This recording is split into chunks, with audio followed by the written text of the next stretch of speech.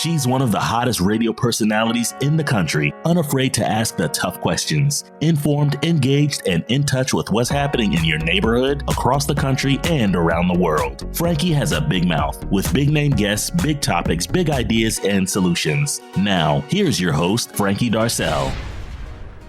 And welcome back to yet another incredible show. And I thank you guys so much for checking out one of the fastest growing podcasts in the country. And everybody says this when I talk about the show. Frankie's got a big mouth. That's the name of the show. And it is growing. It's because I have the big guests, big ideas, big solutions. And with this show, big shows that are going to be announced with incredible new opportunities that are coming our way. First of all, let me thank all of you for watching and sharing it and logging on to check it out at the iHeartRadio app. Of course, everyone at the Black Information Network, Real Times Media, and all of the affiliates as well. I am so excited to have with me on this show the incomparable Melba Moore. Melba, hello. Hello, Frankie. Loud mouth. How are you? Wait a minute. Come on, Norbert. Let's give her a round of applause. She's going round and round and round. Around and around and around. Melba Moore is my guest. And just so you guys know, I have had the opportunity to speak with Melba on a number of occasions. And Melba, I got to tell you again, you are one of the most gracious, wonderful professionals. I love it. When I say the interview is at 10 o'clock, 9:59, the phone is ringing. First of all, that you say, yes, I'll do it. I love it. And you're always so wonderful and always so gracious. Happy holidays to you, first of all. Happy holidays. Yeah. We started talking about as well on my radio show, just what the holidays means to you and your family. We'll start there. Well, it is a time for me to take time away from work. And nowadays, that's at home. It's everywhere. And you have to kind of start recreating things. Sometimes you just have to stop and say, Lord, thank you for my family. That's what time this is for everybody. And I'm going to be like everybody else now and take care of my family. I mean, just be quiet and enjoy them for a minute. Yeah. And, and with that and taking care of ourselves, right? Yeah. So are you being taken care of and you're taking care of yourself? Oh, I do that so much. I forgot to even say it.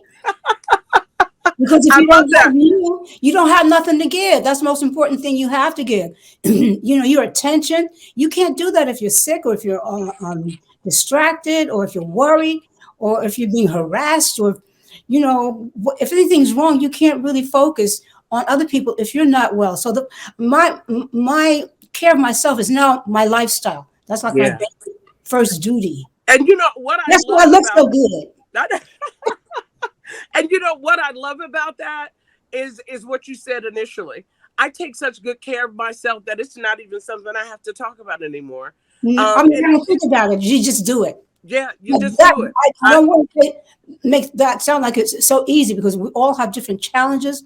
And I guess what I'm trying to is to inspire anybody who's watching is stop a minute, make sure you're okay. You have to take care of you or you don't have nothing to give nobody else. If you're able to do that, I understand people are certain kinds of challenges. Sometimes I feel like God pampers me. That doesn't mean to say that my life is easy, but he gives it to me in a way that I can do it without just tearing myself down. Yeah. And everybody has that. So I'm saying to you, if you can, just take a moment, breathe, calm down, and enjoy yourself, appreciate yourself. Is everything okay? If it's not okay, what can I do to make it better for me first so I have something to give? Absolutely. And I've said to people in my circle, Melba, if I'm not all right, nobody else is going to be okay. Right? If I'm not all right, nobody else is going to be okay. We're going to come back and talk with you, just not about your music, but your movies and your films and also on stage. And you're going to be on stage coming up in a huge production that I want people to get a pen, get whatever it is. If you're one of those techie people and can put it in your phone, we're going to let you know where you can get tickets as well coming up in just a few minutes. But I want to introduce a brother I've known as well since the 1990s. And, I say every day it's all in divine order. had not spoken to this gentleman for a while, and only because I was out doing my thing shopping.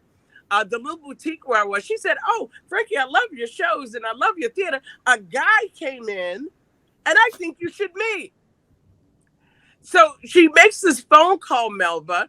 Norbert is on the other end. I say, "Hello," and she said, "I want you to meet my friend Frankie." He said, "I know Frankie." I got on the phone and the rest is history. Nolbert Brown Jr. Norbert, welcome to Frankie's Got a Big Mouth. Thank you. Thank you. Well, I don't think so. I think you're a beautiful person and you have a great personality. So the queen has spoken. Big ideas. And they're like, "No, but I want people to know who you are." And they're more connected to you than they think. Let's go back and talk about your days in writing early on. Well, I started at 16 years old, came from Stone Mountain, Georgia, and got a call. My uncle Johnny Tiller called me and he told me, he said, "Won't you write for this guy named Norm Lair?" And I said, "Who's Norm Lair?" Because I was doing a record. I was doing a record for my uncle Johnny Tiller called Disco Lady. And I was already crazy about all the women in Soul Train. Even Melba came on there and I freaked out. And so I was possessed. So he said, "What can we put on this record to make it hot?" And I said, "How about you so good looking, you need to be on Soul Train?" He said, "Got it." He put it on there and it was a big hit. I think that song was on the top 10 for maybe 10 weeks. All he knew was Disco Lady. Yeah. So then I went to Beverly Hills, California, met up with Norm Lear and his company. And he told me, he said, "Yeah, it's a young man coming from Philadelphia. He's a postman in 30th Street Station. He's coming out and he's going to try to join the cast of All in the Family. And his name going to be Jefferson." I said, "Wow. Jefferson?" He said, "Yeah, George Jefferson. He's going to be owning the dry cleaners and trying to just get on Archie Bunker nerves." He said, "Can you, kid, write for that character?" I said, "What color is he?" He said, "Black." I said, "I got it." and hence you became you were still a teenager. Yes, I was 16 years old. Major sitcom. It was crazy. My mom, everybody was hillbillies. You know, we grew up on a farm. So I knew that I was on my way. All right, great. So listen, let's keep going. You froze for just a second, everybody watching. Welcome to technology. But we're going to keep moving forward. Yes. So talk about as well, you morphing into theater and stage. Well, when I left TV, I wound up on Broadway, writing with a great team with Bubble and Brown Sugar. It was when they was testing kids on stage and they wanted kids of color. And that was one of the most popular and most biggest plays I ever was a part of. And I earned that, just to say my career launched from there in the Black world. And they was able to know how good we was as Black writers. And then that's when I met the beautiful Melba Moore as a young girl. She was so bubbly, so fine. Couldn't even look at her. She was just fine, just walking. She was the biggest star on Broadway at that time. You know, I wasn't old with all this gray hair then. I was just looking at her. And she was just like, you talk about the Oprah Winfrey of stage. She was that person back then. I used to always hang around Paul Winfield. And he said, "She's fine." I said, "Yeah, she is fine." Yeah, Paul. She was just the dynamite and she was just so awesome. And I was so glad to connect with her again. I think she's one of the greatest stables of theater. She came from theater. That's a big thing. She was on most of the major shows at that time. Some of the great white people that had the shows and put a token Black on there. She was on there and she took over the show. Every show Melba was on. You talk about Melba Moore, when you say her name, you know, you just think of just royalty, just a special, beautiful heart, just a beautiful soul. And I am, you know, they always talk about who I am. I'm just so grateful to work with Melba, and we're going to bring her on a lot of things I'm doing. I have a new movie I'm going to put her in. And I just think Melba, without Melba being there, I think that it probably wouldn't give me that energy that I have, because it's somebody that was there when I was there, and I idolized her, and I'm still idolizing her. I'm about to just ask her where her address is and send my Rolls Royce and all the rest of it too. Well, okay, so this is a great opportunity to morph into one of your many projects, but one of the biggest projects right now, the Cicely Tyson Theater and the Johnny Taylor Music Hall in Philadelphia, Pennsylvania. So people who are watching this around the country and around the world know that you're stopped. Specifically, if you're in the area or the region, this is somewhere that you will want to come. And if you happen to be around the world, make sure that you continue to check the schedule and make this a destination stop for you. So talk about the Cicely Tyson Theater and the Imitation of Life starring Melba Moore. Well, let me start with the Imitation of Life. I think it was the greatest movie ever written. I think that they wrote it before their time.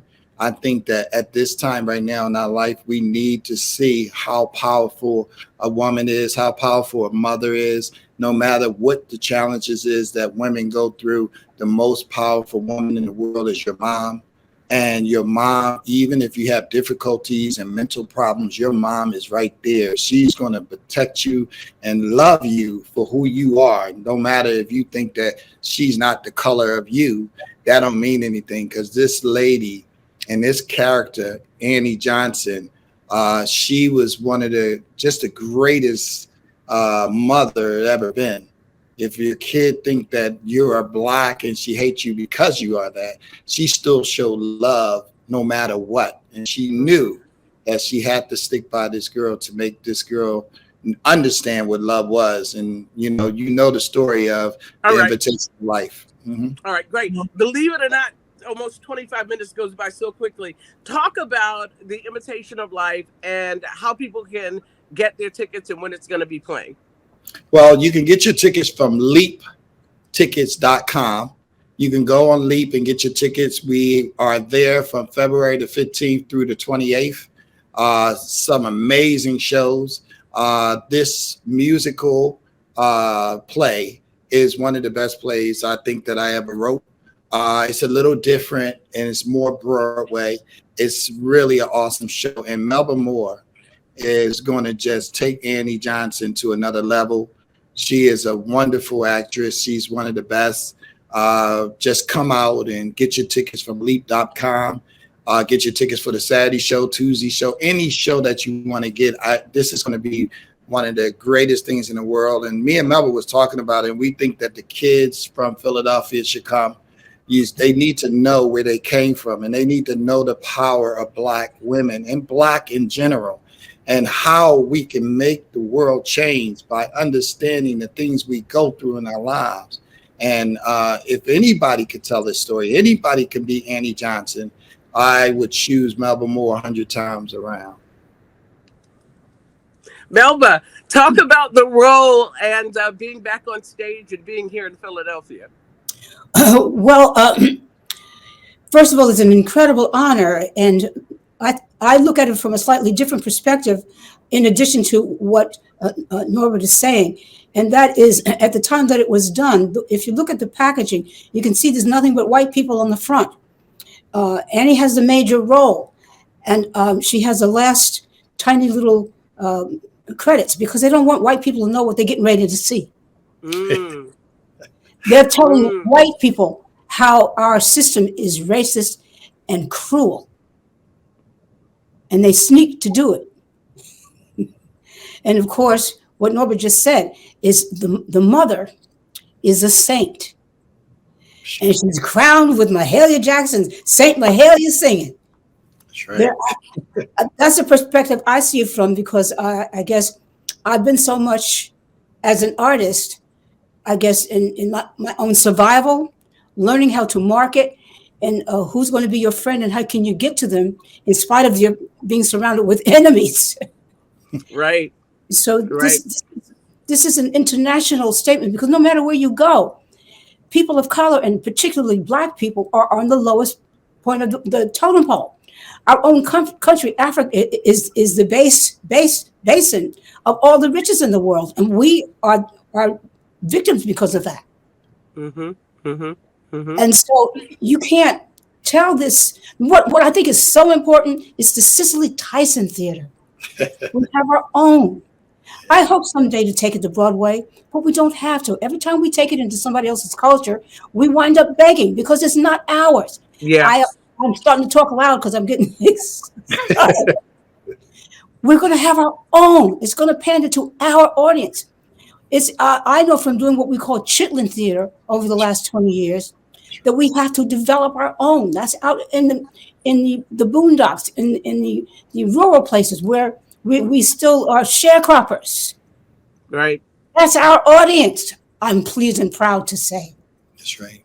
And now we have our own theater tours. I hope you take me on tour with this when this is finished. Oh, you got it. Don't worry about it. You're already in my tax return. Okay. and it reminds me that Pearly, that I got the Tony Award for, that was a gospel musical. It was about a preacher trying to get his church back. And I played a maid. So maybe I'll get a Tony Award for this. Not a Tony Award. And a fabulous one. And a fabulous, absolutely. And fabulous. We're starting to establish new grounds of territory for us in theater. And who better to tell and give that historic perspective, Melba, than both you and Norbert, right? To be able to start where you started, have that perspective and know how important this is and how important it is for people that look like each and every one of us. Let's just be specific. Black folk, to support Black folk and have that money stay in our community 2 or 3 times. And to be able, Norbert, for both of you, from a creative perspective and a business perspective, to be in this space is amazing. So thank you, Norbert, for your vision. Thank you, Melba, too, for your vision, your talent. And so we're looking forward to it, and we want to make this hugely successful. So for each of you, because I can talk to you both for hours. But you know what? She's starting to talk loud, too. I think she's getting excited. That's right. Right. So if you can, Norbert, in 65 seconds, give your closing comment. Yes, Cicely Tyson Music Theater and Johnny Tiller Music Hall is something for us. It's by us, it's from us, and it's for us. And I just believe that this is going to be something great. Black Broadway comes to Philadelphia with 2 of the top people in theater, with me and Melba Moore. She got my back, I got hers. And of course, Frankie Darcell is going to be hosting almost all of the shows there. We want you to come down, be a part of everything that we do. And we love you, Philadelphia, Delaware, New York, and Washington, and all the rest of the cities that surrounds Philadelphia. Thank you. All right. And for those people who are watching this around the world, there are flights, planes, trains, buses, and boats that come in and out of Philadelphia every day. So we're looking forward to you coming in. Right. So Melba, your closing comments. Please come and join us at the Cicely Tyson Theater beginning February 15th. You are so fabulous. just fabulous. Just fabulous. Nolbert Brown Jr., the incomparable Melba Moore. Thank you both. I look forward to seeing you. Of course, Norbert, I see you. Melba, I cannot wait to see you in February. And just Godspeed. It's just going to be wonderful. I'm getting chills with this conversation. Right. All right. Listen, thank you guys so much. Don't forget, you can come back weekly. Check out my podcast on YouTube. You can also go to iHeartMedia.com and definitely share it with your friends. Shout out to all of the affiliates with Real Times Media and, of course, the Black Information Network. I'm Frankie Darcell. I told you, yes, I do have a big mouth, big guests, big ideas as well. Norbert, Melba, thank you so much. And to all who are watching, we appreciate you. I love you to life, and there's absolutely nothing you can do about that. Thank you guys for joining me. Yes, you. Woo! Thank you for joining us for this edition of Frankie Has a Big Mouth. Find us on the iHeartRadio app, the Black Information Network, Real Times Media, or wherever you get your podcast. We'll see you next time for more compelling conversations.